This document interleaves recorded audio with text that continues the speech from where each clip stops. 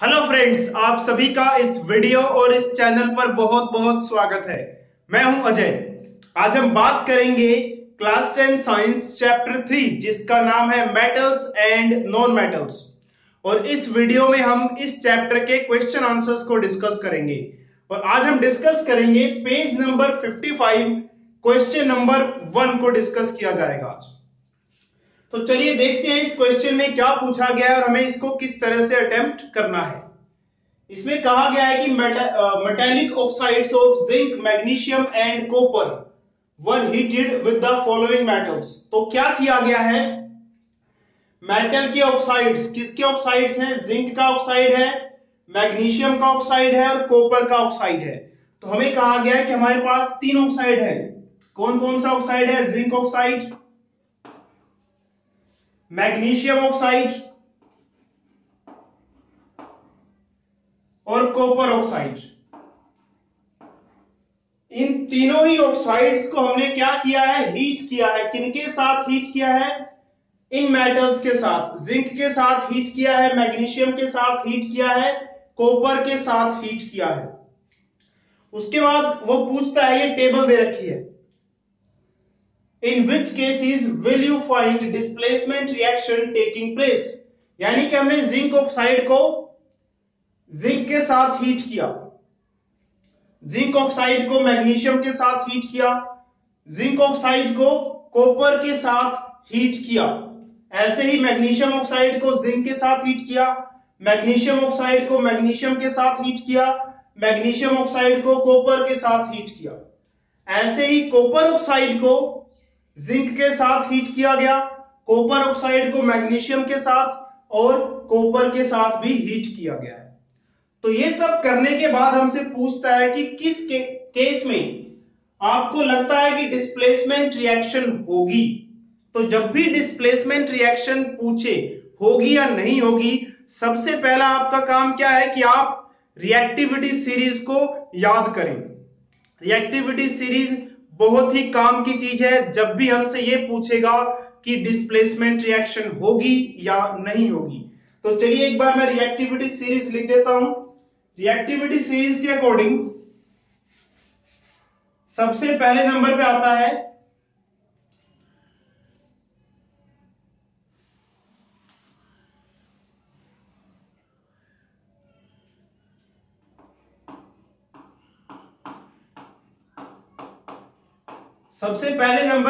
है हमारे पास पोटाशियम।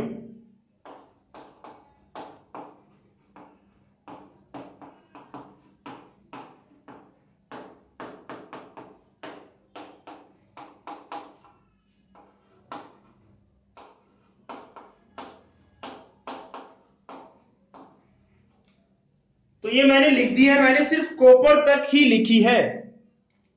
ये रहा हमारे पास कॉपर और ये रहा हमारे पास जिंक और ये रहा हमारे पास मैग्नीशियम।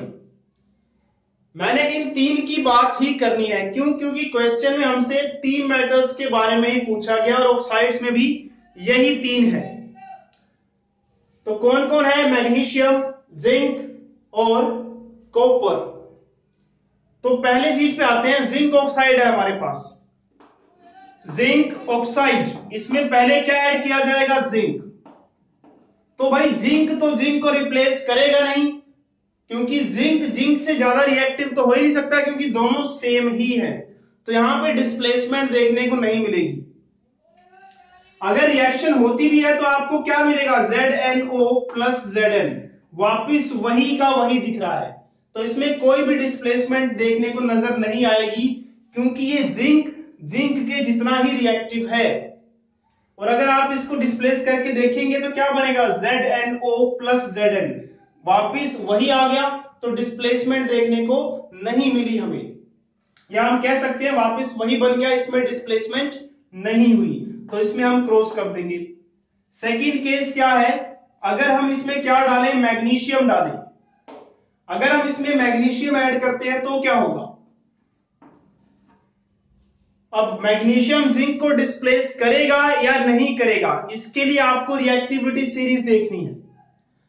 तो मैग्नीशियम जो है जिंक से पहले आ रहा है। अगर मैग्नीशियम जिंक से पहले आता है,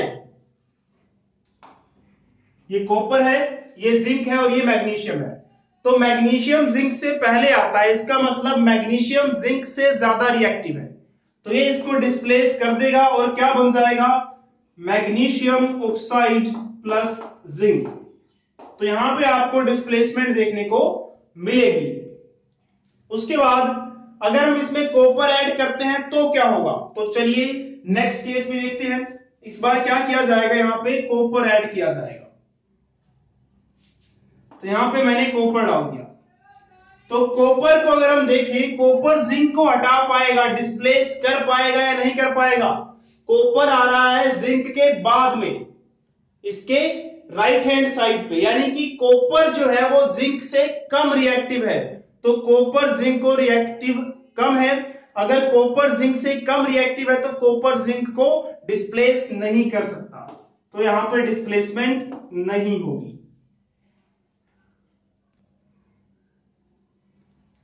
चलिए ऐसी बात करते हैं सेकंड केस की, मैग्नीशियम ऑक्साइड की। मैग्नीशियम ऑक्साइड, मैग्नीशियम ऑक्साइड मतलब MgO। इसमें क्या ऐड करेंगे, पहले जिंक। तो हम क्या देखते हैं कि मैग्नीशियम और जिंक में जिंक कम रिएक्टिव है और मैग्नीशियम ज्यादा रिएक्टिव है। तो जिंक मैग्नीशियम से कम रिएक्टिव है, तो जिंक मैग्नीशियम को उसकी जगह से डिस्प्लेस नहीं कर पाएगा। उसके बाद मैग्नीशियम ऑक्साइड में क्या ऐड किया गया है, मैग्नीशियम।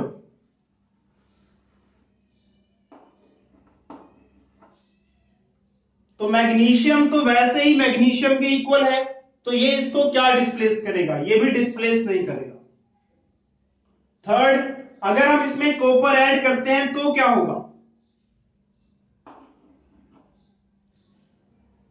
तो कॉपर तो सबसे लास्ट में आ रहा है, और कॉपर लास्ट में आने का मतलब क्या है, कॉपर जिंक से भी कम रिएक्टिव है और मैग्नीशियम से भी कम रिएक्टिव है, इसीलिए कॉपर मैग्नीशियम को डिस्प्लेस नहीं कर पाएगा। तो यहां भी डिस्प्लेसमेंट देखने को नहीं मिलेगी। चलिए अब लास्ट केस डिस्कस करते हैं।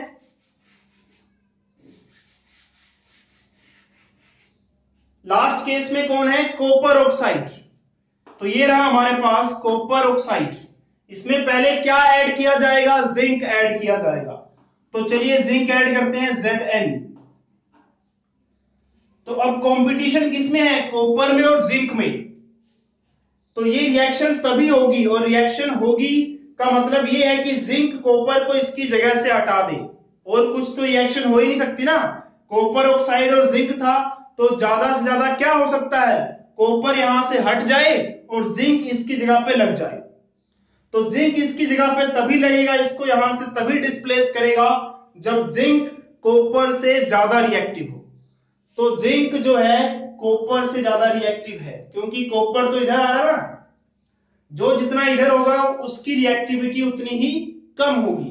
तो जिंक कॉपर को डिस्प्लेस कर देगा और क्या बन जाएगा, जिंक ऑक्साइड प्लस कॉपर। तो इसमें हमें डिस्प्लेसमेंट देखने को मिली, तो हम यहां पे यस लिख देंगे या फिर टिक लगा देंगे। अब इसमें ऐड किया जाएगा मैग्नीशियम। तो सेकंड केस है, कॉपर ऑक्साइड में मैग्नीशियम ऐड किया जाए। तो क्या हो सकता है, मैग्नीशियम कॉपर को डिस्प्लेस कर दे, ये हो सकता है। अब होगा या नहीं, इस रिएक्टिविटी सीरीज को देखकर हम बताएंगे। तो मैग्नीशियम ये रहा, कॉपर ये रहा, तो साफ दिख रहा है कि मैग्नीशियम कॉपर से ज्यादा रिएक्टिव है, यानी कि मैग्नीशियम कॉपर को डिस्प्लेस कर देगा। तो क्या बन जाएगा, MgO प्लस Cu, यानी कि यहां पे भी डिस्प्लेसमेंट देखने को मिलेगी।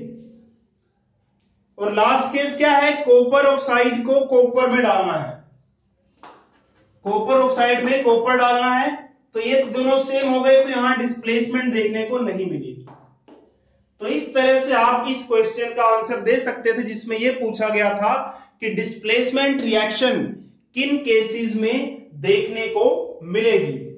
तो ये था हमारा क्वेश्चन नंबर 1 पेज नंबर 55 का। आई होप आपको क्वेश्चन समझ में आ गया होगा, और अगर क्वेश्चन समझ में आ गया है दोस्तों, तो वीडियो को लाइक और अपने फ्रेंड्स के साथ शेयर जरूर कीजिए। और चैनल पर नए हैं तो सब्सक्राइब जरूर कीजिए, क्योंकि आपको इस चैनल पर बहुत सारी एजुकेशनल वीडियोस मिलेंगी और मिलती रहेंगी। और अगर वीडियो में कोई कमी लगी है तो वीडियो को डिसलाइक करके कमेंट बॉक्स में हमें ये बताइएगा कि आपको क्या चीज समझ में नहीं आया, ताकि हम आगे आने वाली वीडियोस में इंप्रूवमेंट कर सकें और आप तक अच्छी से अच्छी वीडियोस को पहुंचा सकें। आपसे बहुत जल्द फिर मुलाकात होगी, तब तक के लिए अलविदा और जय हिंद।